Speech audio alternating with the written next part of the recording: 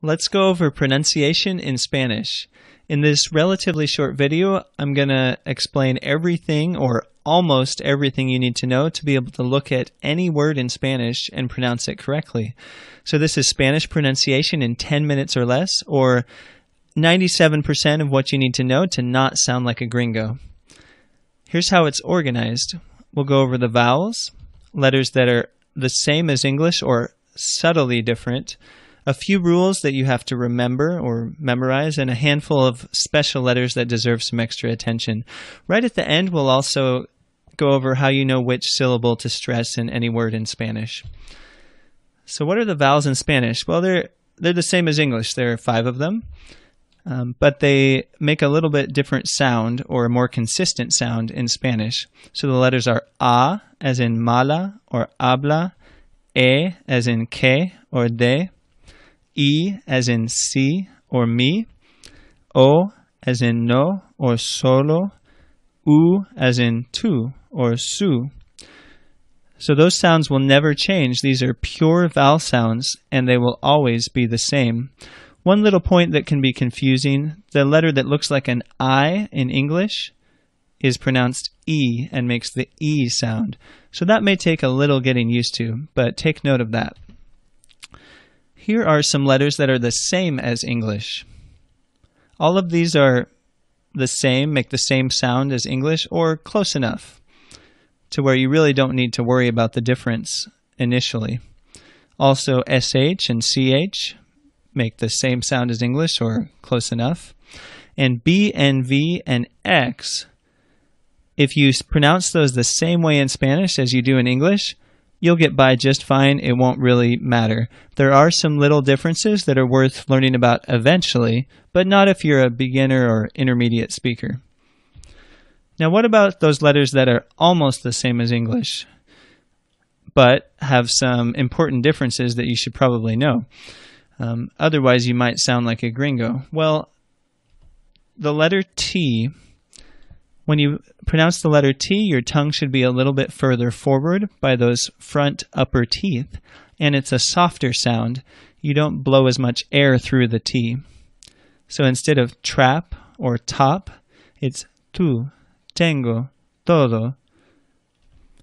And the letter L is similar in that the tongue is further forward by the teeth, and it's a shorter sound. Instead of lot or pill or L, la, playa, el. Listen to the difference between L and el. That pretty much illustrates the difference between that English and Spanish L. So these are kind of subtle, but you'll get used to them, and now you know to at least pay attention to those differences. A few simple rules that you need to remember or memorize, basically. H is always silent in Spanish. Hola, hablo.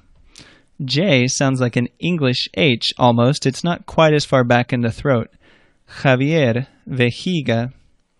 Q is always accompanied by a U, much like English, but it sounds like a K, K, instead of KW or qua. So instead of quick or quack, you would say quita, Quijote.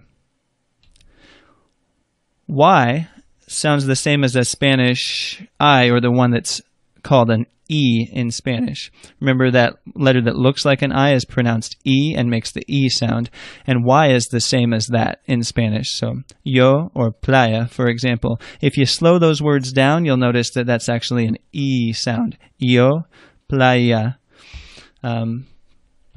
The double L is the same as the Spanish Y, which I just said was the same as the Spanish I. So those 3 letters actually all make the same sound.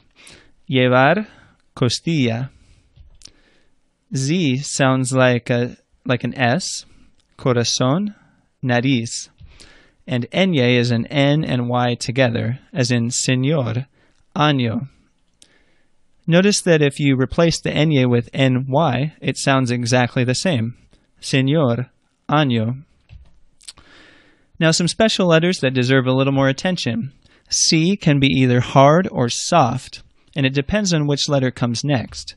So the hard C sound is K as in K. And when do you make that sound? Well, if it's followed by a strong vowel. There are 3 strong vowels, A, O, and U, so you can probably deduce that the other 2 vowels are the weak vowels. So when followed by A, O, or U, it makes a ka, ko, ku, as in vaca, como, cuñada. And if it's followed by a consonant, it also is hard. Dirección. The first C in dirección is hard. The second one is soft, which means it sounds like an S because it's followed by a weak vowel, which are E and I. So that's pronounced se or si. Examples are hacer or cita. So remember that C is either hard or soft. Now G follows a very similar pattern, so you can kind of think of these 2 letters in the same light. G is either hard or soft depending on what comes next. A hard G is g, like go. And that's when it's followed by a strong vowel. Remember that's A, O, or U. So ga, go, gu. Examples are agua, aga, gol. Or if the G is followed by a consonant, sangre. It's also hard. A soft G is like a Spanish J, which we said earlier is like an English H, so that h sound. That's when it's followed by a weak vowel, E or I, as in je or he. 2 other little rules you should know to know how to pronounce G when you're reading it aloud. Those are the examples, gente, página. But 2 more rules about G. If you add a U right after the G, then it can make a soft G into a hard G, but the U is silent. So ge or gi. That U doesn't make a sound, but it makes it so that G is a hard sound, as in guitarra or pague. Now what if you see a U with 2 little dots over it? Well, that means that a U that would have otherwise been silent is now pronounced. So you say guero or agüita. If it didn't have those 2 dots, you would have said guero or aguita. So this is the busiest slide with the most details because that's G, the letter G is the most complicated one to learn to pronounce. But it really only has 2 sounds. It's just a matter of knowing when to make the hard sound and when to make the soft sound. A little practice and you'll figure it out. A few more special letters that deserve some attention. R is like an English D, but it's softer than an English D in many cases. So the muddy or eddy, the D in the middle of muddy or eddy, is what a Spanish R sounds like. For example, para, cura, pero. And a double R is a trill. Rrr. It takes practice. You're blowing air over the tongue. It took me about a year to learn how to do it, actually. But that's what it is. Perro, para, pantorrilla, which means calf in English. Now, we just said that a Spanish R sounds like an English D. So what does an English D, a Spanish D sound like? Well, it doesn't sound like an English D. So instead, it's a softer sound like a TH, but not as breathy as a TH, so you don't blow a lot of air through it. Instead, the tongue is resting gently on those upper front teeth. Listen to this. Donde, nada, dinero, durar, dirección. So the best comparison is a TH without all the extra air. But just don't say it like an English D, because then it sounds like a Spanish R. Now, which syllable do you stress? This is worth a really brief mention.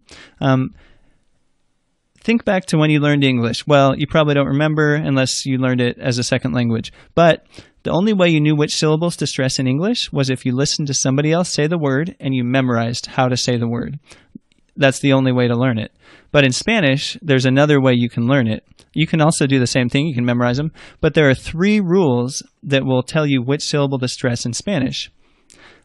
These are the 3 rules. If you learn these, you'll always know which syllable to stress. It sounds a little tricky at first, but it's not that hard.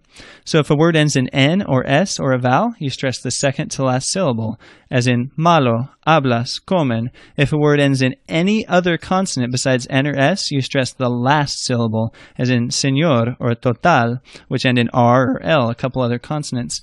And if it breaks one of those rules, then there's going to be an accent mark, as in dígalo, arándano, hablé. Those words would be pronounced differently if you took away the accent mark because you would apply one of those other 2 rules. So in summary, remember the pure vowels, words that are the same as English, these 2 letters that have the subtle differences, some simple rules to memorize, and the special letters. as well as 3 rules for syllables. Final tips, we're basically out of time for the 10-minute video, but make sure your vowel sounds are pure. You can read out loud in slow motion. Never slur or speak with a southern drawl.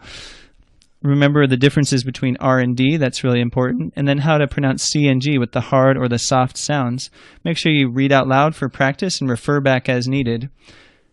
Visit the website, learnmedicalspanish.org, for more resources to help you learn Spanish and medical Spanish as well.